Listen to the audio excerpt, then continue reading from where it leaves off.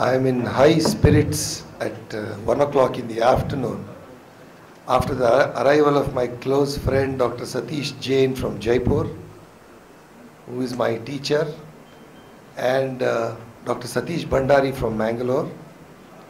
After an exhaustive discussion or a good lecture by Dr. Captain Indrajit, I think there is very little really left for me to do in this. But we all have to accept that endoscopic sinus surgery in the last 20 years has replaced ear surgery as the bread and butter surgery of a regular ENT surgeon. It is a fairly simple surgery to do, it appears, when you see an expert operating on the monitor. But it's also a very devastating surgery with terrible complications if the spirit and anatomy is not understood well. I'll just make a feeble attempt with maybe about 8 or 10 slides to get the best out of my esteemed panelists about how important and what is the key important thing about having a good radiology report and the knowledge of reading it, deciphering it, in treating the sinus disease and doing an endoscopic sinus surgery in a very safe way.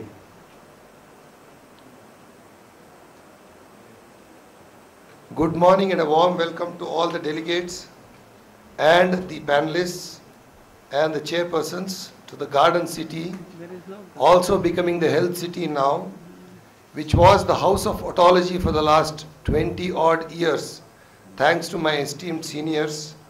Now it is trying to learn and master endoscopic sinus surgery and ENT radiology. I think my first question obviously should go to my radiologist, Captain Indrajit. Sir, you would be getting reference letters from a lot of us, and definitely there will be some good ones up to the mark and some bad ones. I would like to ask you directly, what would you ideally expect the surgeon to mention in his requisition slip when he orders a CT scan of paranasal sinuses? I think that's a very interesting question, because that is the first form of link between the otolaryngologist and the radiologist. So that sort of establishes the communication channel, and to that end, information on the key symptom, because the key symptom is what's the most important thing for us. Second is site.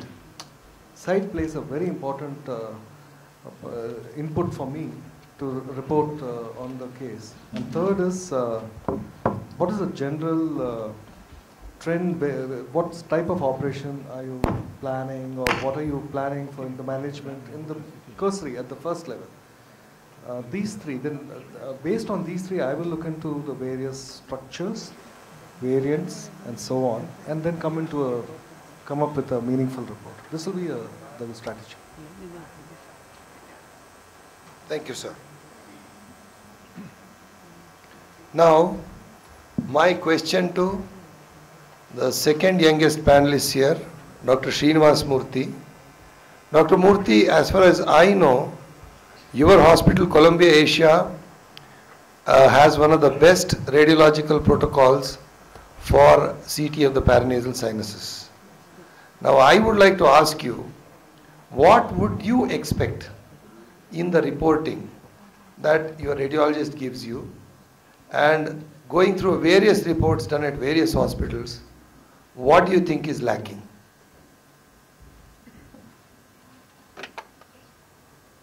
I'm fortunate to be in that institution, basically. I also happen to have a radiology friend who has been my senior in college, and we share a relationship for nearly 21 years. So we both sat together and brought out this protocol, wherein all CT PNSs will be 0.5 millimeter cuts. We have a 64 slice CT that adds to our advantage. So we have a detailed visualization of the paranasal sinus anatomy. I personally don't, I mean, it's not an insult to the radiologist, but I read my own CT scans. So I don't actually rely too much on their informations, excepting the neighboring structures. There are certain situations where in the neighboring structures, because they do visualize the orbit, they do visualize the pituitary, they do visualize the other spaces around the paranasal sinuses more frequently than what we do, they will be able to give us inputs. What I actually find lacking in a radiology report, with due respect, sir, you put up the elaborate description of the paranasal sinus report. It would be great if you can highlight anatomical dehiscence, or you can show us where we can actually go and cause a mistake during surgery in a different font, different color, or in the impression if you can actually say we were. Because this did happen to me once. I read my own CT scan, I did not see the report given by the radiologist. I went inside, I was operating, and in the ECMO, I just put my Blakeslee forceps. Fortunately, I was not using the debrider at that point of time. Just orbital fat came out. Then I just went back and read the scan. There is a huge dehiscence of the lamina papyracea. We can actually see the orbital fat in the ethmoid. I had missed it. I did not see the patient's scan just before surgery, which I usually do. On that day, I had not seen. At the end of the surgery, we completed the surgery, we went back, and then I saw the radiology report, they had missed it. So it would be nice if these type of things which can actually influence our surgical results as well as avoid complications can be highlighted in the report. I would like to add one point here. What we are now commencing is, besides this detailed report, we give a 2x3 table format of key images, which will highlight that be careful of the vertical dehiscence, or be careful of onodi, be careful of variant of the middle turbinate, etc. So that image stands out, and it's just a small square box of a photo. Thank you, sir. The advantage I have in my hospital is it's a totally computerized system. So I get to see all the scans that the radiologist gets to see. Whereas in the clinic, I have recently started my own clinic. So there we get 2 films. Many a times a lot of information is lost in the films. If we can get the whole CD, and if all of us are having a computer in our desk, it would be great to visualize the entire sequence, what the radiologist actually visualizes.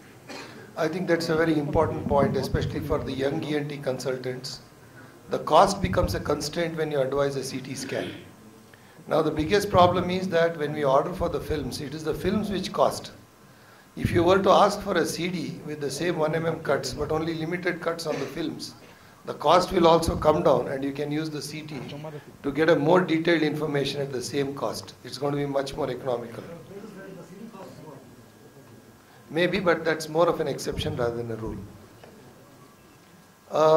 The next question is to the youngest panelist here, Dr. Dhanraj. What does that arrow show, and what do you decipher from that? Your comments. Basically, the first word, I would comment is that's an osteometal complex block. Okay, that arrow is lying towards the uncinate, and it is a huge concha bullosa, probably pushing the structure laterally. So probably, when I design my surgical trip over here, I would expect that my uncinectomy itself is not an easy procedure here. So we need to lateralize that inferior turbinate, make some space, get inside, do a conchotomy first, and then probably head into the uncinectomy. That's good. Thanks for that information, Dr. Dhanraj. My next question is to my classmate, Dr. Lakshmi Satish. Dr. Lakshmi Satish, can you identify the findings in the CT scan and tell the audience what is the importance of this, and what would you like to do as a surgeon in these cases?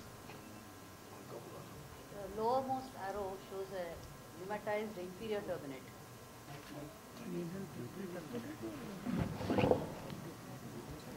Yeah.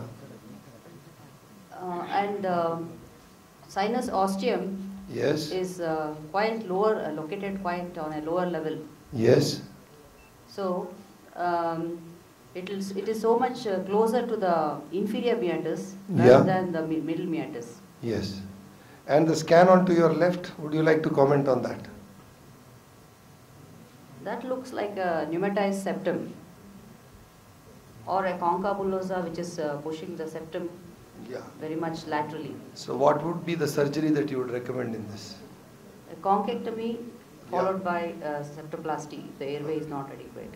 Okay. You would like to do the conchectomy all along up to the posterior end?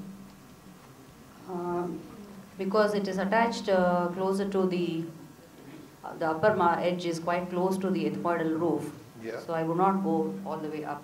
Okay. Yeah, this next question is to Dr. Balasubramaniam. Dr. Bala, can you comment on this attachment of the middle turbinate in this view and the importance of this?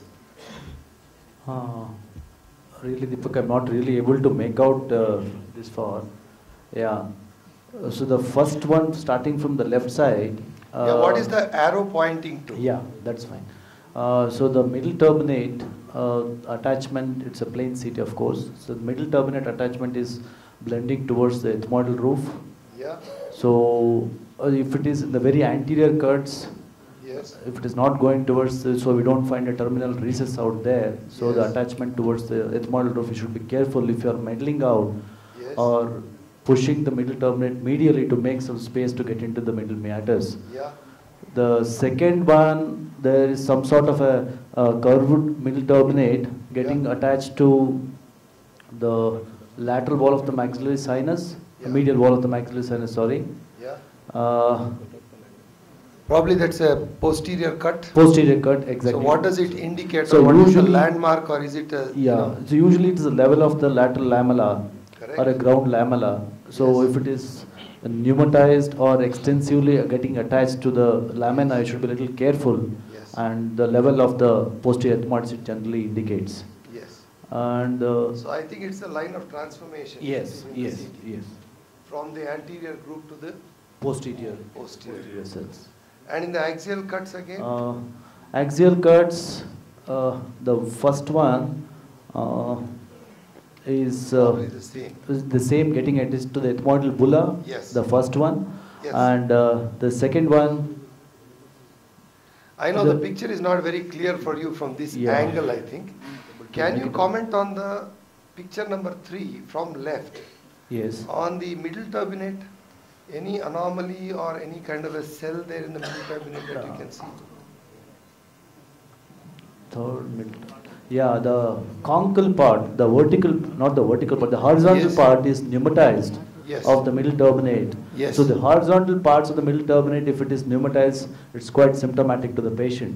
Yes. Though you may not be seeing the maxillary sinus is patent and the osteometal unit is patent, Yes. these patients do have some sinogenic headaches, some sort of a facial pains. So they get betterment when you do this horizontal part of the conchectomy or the lateral conchoplasty. They get a lot of relief. Even the osteometal is functioning okay with the pneumatized concha. That's what the literature and of course the experience regarding that has to go. A small question for the audience. When the lower part of the middle turbinate is having a big air cell, you call it as a concha bullosa. If the upper part has a cell, what do you call that?